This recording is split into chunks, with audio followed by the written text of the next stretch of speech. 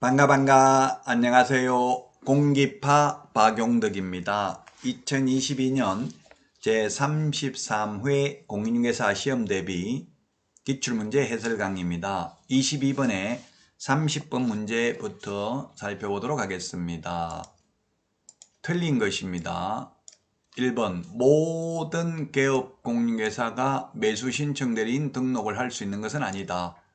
그렇습니다. 법 7638호 부칙 제6조 2항의 규정에 의해서 등록을 한 것으로 보는 자는 매수신청 대리인 등록할 수 없습니다. 2번 지문 공인중개사인 개업공인중개사는 매수신청 대리인 등록을 하지 않더라도 경매대상 부동산에 대한 권리분석 및 취득 알선할 수 있고요. 공매부동산 입찰 대리도 할 수 있습니다. 민사집행법상 경매부동산 매수신청대리 입찰대리 하고자 하는 경우에만 매수신청대리인 등록을 해야 됩니다.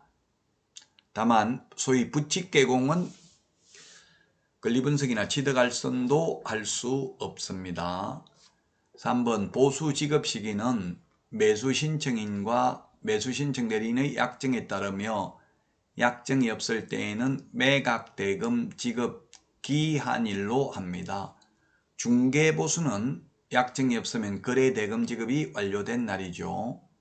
4번에 매수신청대리인은 매수신청대리 대상물의 권리관계, 경제적 가치, 매수인이 부담해야 할 사항, 매수인이 부담해야 될 사항이 뭡니까? 유치권, 분묘귀지권, 법정지상권 이런 게 되겠죠.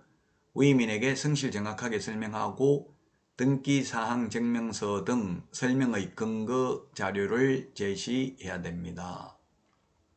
5번 인목에 관한 법률에 따른 인목은 중개대상물이 될 수 있으나 매수신청대리 대상물이 될 수 없다. X네요.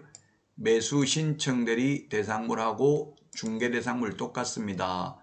토지, 건축물, 임목, 공장재단, 광업재단 다 매수신청대리 대상물도 되고 중개대상물도 됩니다. 다만 임목, 공장재단, 광업재단은 부동산거래 신고 대상물은 아닙니다.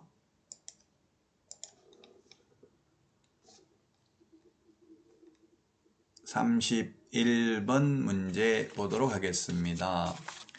틀린 것입니다.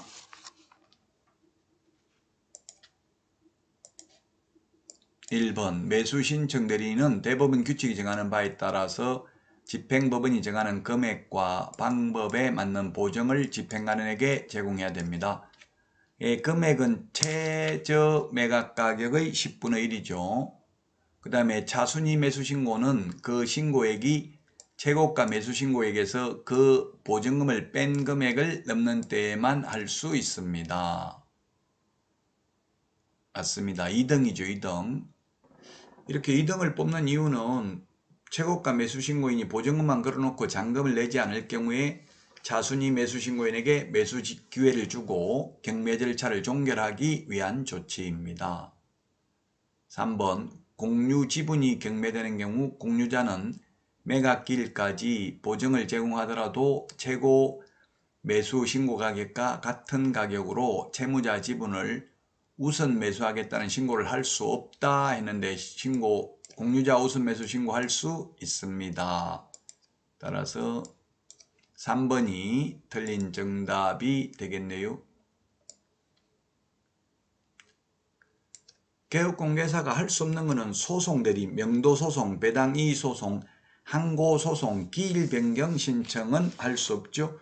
우리 할 수 있는 내용이 핵심 비교 정리 프린터에 보면 있죠. 핵심 비교 정리 프린터 34번에 보면 1번부터 7번까지 있습니다.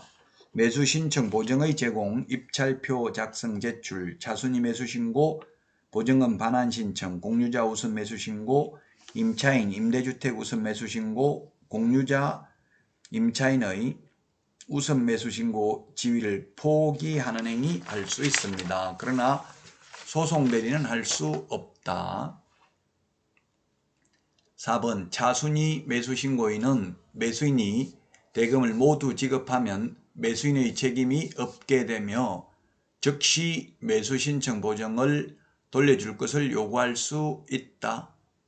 예, 그렇습니다. 2등은 1등이 돈 다 내면 보증금 돌려받을 수 있습니다.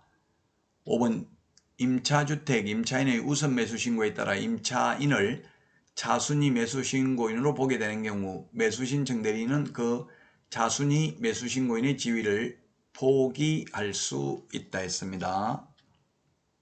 따라서 3번이 정답이 되겠습니다.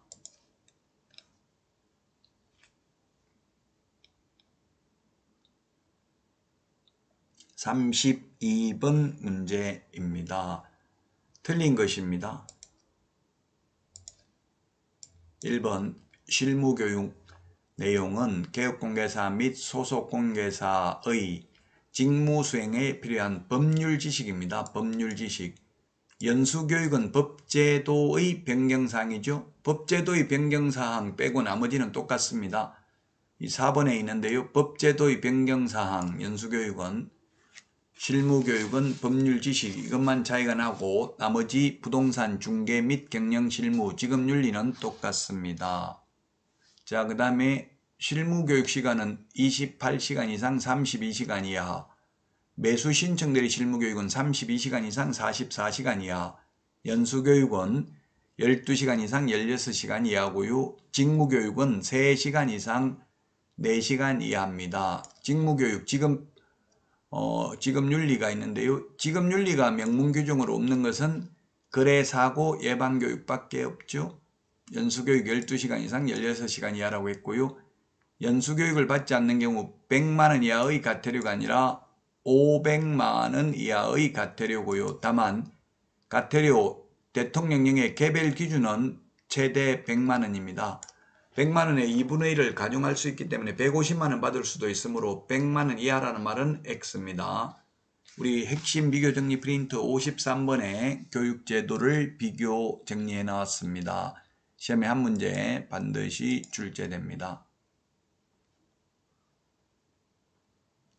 여러분 수고 많으셨습니다. 다음 시간에 찾아뵙겠습니다. 안녕.